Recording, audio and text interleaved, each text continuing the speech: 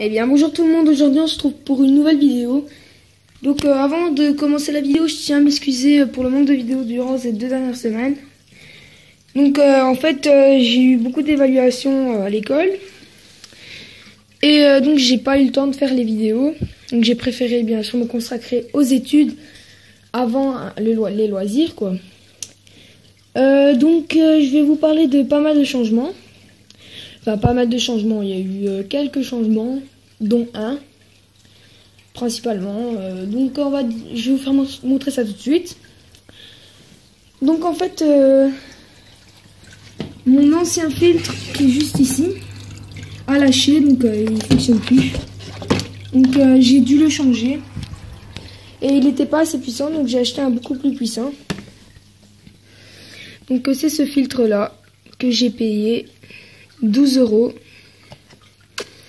Donc c'est un filtre cascade, donc il fait du 170 litres par heure. Donc vous voyez là où il y a 170, en dessous il fait écrit LPH, donc litres par heure. Donc il fait 170 litres par heure. Et c'est une pompe 38 litres quoi, pour un aquarium de 38 litres. Donc je sais pas, moi le mien c'est un 38 litres. Mais c'est certainement moins parce que je pense pas que il y ait 38 bouteilles comme ça qui rentrent dans l'aquarium. Sachant qu'il n'y a que ça d'eau, il y a peut-être 6-7 cm d'eau. Donc aussi, une nouvelle peut-être qui va pas plaire à tout le monde. En fait, j'avais acheté 2 tortues chez les particuliers. Donc, moi personnellement, j'en avais acheté 2. Et en fait, ça faisait quand même beaucoup dans l'aquarium. Donc, mon cousin avait préparé un aquarium et tout pour acquérir une Pelomédia subrufa.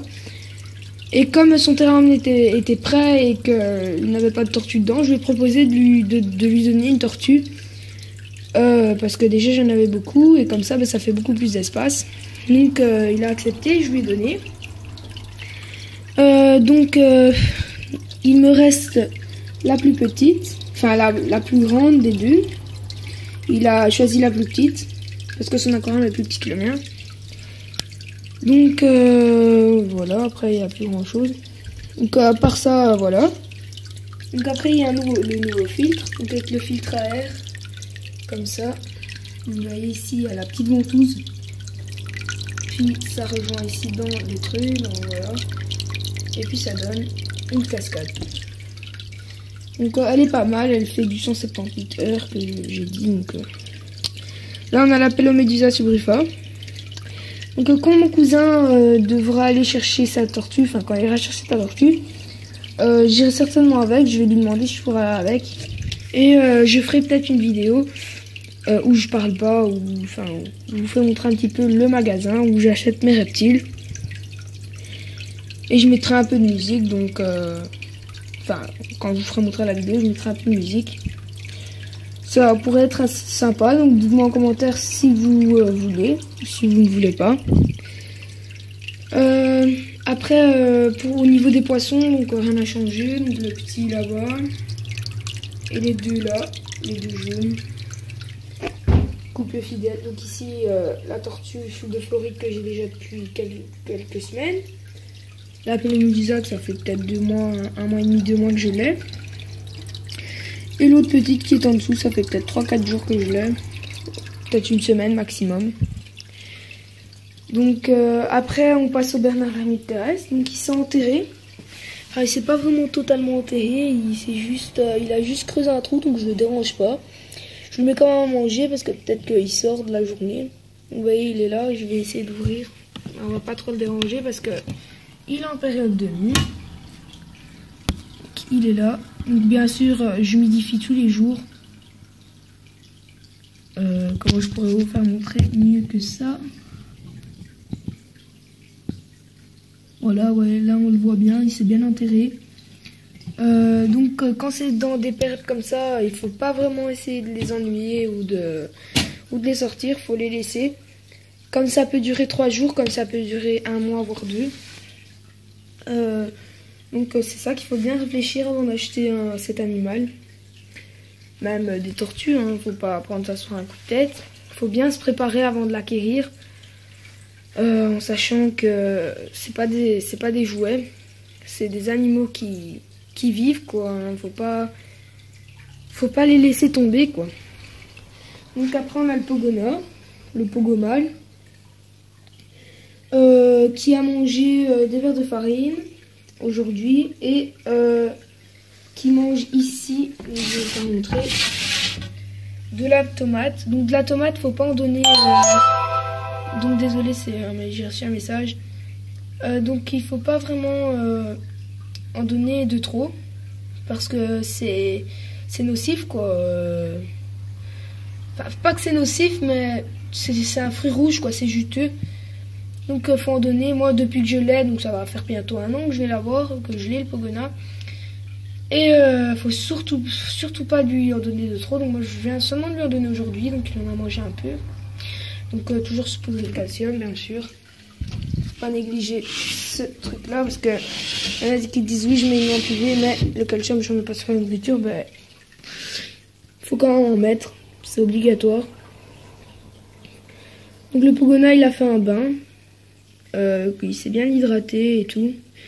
Donc le bac d'eau qui est changé tous les jours, la lampe UV, la lampe chauffante, toujours le même. Donc au niveau des verres de farine, j'ai des chrysalides. Donc là-dedans j'ai les chrysalides et les verres qui commencent à se former en chrysalides. Même chose de l'autre côté, donc j'ai quasiment plus de verres. Ça va tous devenir des galéoptères, c'est des petits cafards quoi. Mais je les tue pas, ça sera rien. Comme ça après je vais avoir des œufs. Et je vais avoir des bébés vers de farine. Il faut savoir qu'il y en a vraiment beaucoup des bébés vers de farine quand on en a. Donc mes prochaines vidéos, je vais certainement faire une fiche d'élevage des tortues d'eau.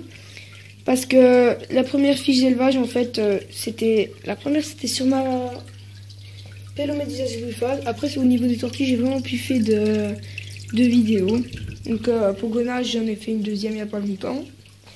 Et la vidéo d'après, je ferai certainement une vidéo sur le Bernard Lamite, mais je la ferai certainement quand il